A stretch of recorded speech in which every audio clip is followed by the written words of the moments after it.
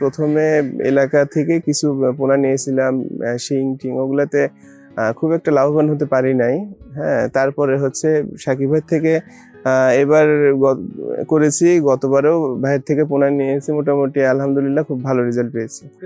আলহামদুলিল্লাহ সামনের বারও এসি তেলাপিয়াই করবো। সাকিব ভাই বরাবরই বলে যে খায় কম বাড়ে বেশি, আর আমার এখানে আমি এফসিটা অনেক কম পেয়েছি, প্রায় 800-900 গ্রামে আমার এখানে 1 কেজি মাছ উৎপাদন হয়। লাভের পরিমাণটা কেমন আসছে? আমার রেটটা অনেক ভালো, 170 থেকে 180 টাকা আমি কেজি বিক্রি করি। আমার পুকুর থেকেই আমার বিক্রি হয়। হয়ে যায়। হ্যাঁ, কোনো ক্ষেত্রে কোনো সময় যদি মাছের কোনো সমস্যা হয়, যে কোনো ধরনের রোগ জীবাণু, এইটার ফেস করেন কিভাবে?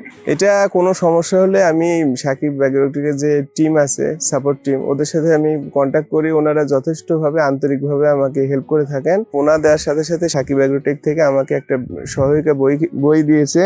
সে বইয়ে সবকিছু ওনারা সুন্দরভাবে বুঝাই দিয়েছে যে কোন বয়সে মাছের কত সাইজ হলে কতটুকু খাবার দিবেন বা কত বেলা কিভাবে দিবেন। ওখানে সব একদম ডিটেলস ভাবে সবকিছু দেয়া আছে। সেই মাধ্যমে আমি মাছকে খাবার দিই।